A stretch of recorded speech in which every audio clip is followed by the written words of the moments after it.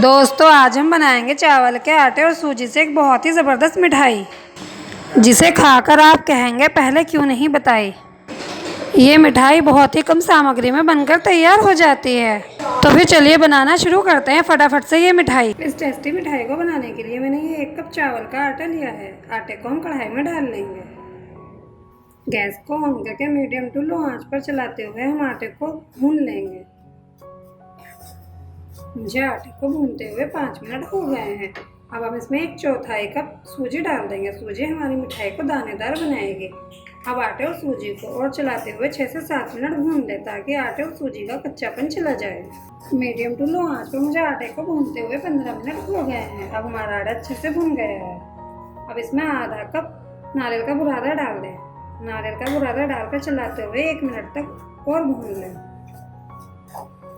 नारियल का बुरादा डालकर चलाते हुए नारियल के बुरादे को आटे के साथ 1 मिनट भून लें, जिससे कि हमारे नारियल के बुरादे का कच्चापन चला जाए। 1 मिनट बाद गैस को बंद कर दें और आटे को एक प्लेट में निकाल लें। मैंने आटा निकालकर कढ़ाई को धो लिया है। अब कढ़ाई को गैस पर रखें और इसमें 2 कप पानी डाल दें। पानी को मैंने उसी कप से नापा है जिससे मैंने चावल के आटे को नापा था। और ये मैंने 1/4 कप शक्कर ली है। ये गुड़ का पाउडर होता है। आप चाहें तो शक्कर की जगह चीनी भी डाल सकते हैं। इसे भी पानी में डाल दें। अगर आप इस मिठाई को चीनी से बना रहे हैं तो आप इसमें पानी की जगह दूध डाल लें। हमारी शक्कर अच्छे से मेल्ट हो गई है। गैस को बंद कर दें और इस पानी को छान लें। अगर शक्कर में कुछ कूड़ा होगा तो वो छन जाएगा। मैंने मीठे पानी को छान लिया है। अब हम इसमें 1 पिंच ऑरेंज फूड कलर डाल देंगे। ये ऑप्शनल है, आप चाहें तो ना डालें, लेकिन इस कलर को डालने से मिठाई का कलर बहुत ही अच्छा आता है। अब हम अपनी चाशनी में आटा डाल देंगे। गैस की आंच को एकदम स्लो कर लें। आटा डालकर चलाते हुए अच्छे से मिला लें। मैंने आटे को चाशनी में अच्छे से मिला लिया है। अब हम इसमें आधा कप मिल्क पाउडर डाल देंगे। मिल्क पाउडर डालने से मिठाई में मावे का टेस्ट आता है। और 2 टेबल स्पून घी डाल लें। अब इसे चलाते हुए अच्छे से मिला लें। घी डालने से मिठाई में बहुत ही अच्छा चिकनापन आता है।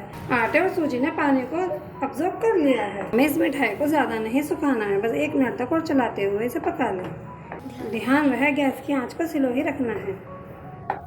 गैस को बंद कर दें और मिठाई के मिश्रण को एक प्लेट में निकाल लें। मिठाई के मिश्रण को थोड़ा ठंडा होने के लिए रख दें। जब ये इतना ठंडा हो जाए कि हम इसे आसानी से हाथ में लेकर मिठाई बना लें, तब हम इसकी मिठाई बनाएंगे। ध्यान रहे हमारे मिठाई का मिश्रण बिल्कुल ठंडा नहीं होना चाहिए। हल्के गर्म में ही हम इसकी मिठाई बनाएंगे। हमारा मिठाई बनाने का मिश्रण हल्का ठंडा हो गया है। अब हम इसमें से थोड़ा सा मिश्रण लेकर मिठाई को पेड़े की शेप में बना लेंगे।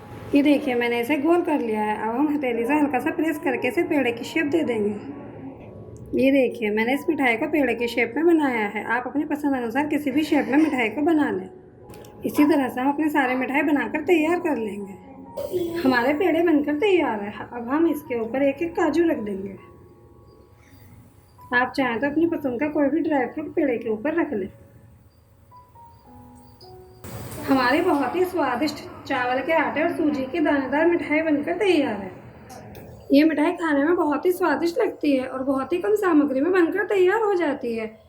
इस मिठाई को आप 10 से 15 दिनों के लिए फ्रिज में रखकर स्टोर भी कर सकते हैं।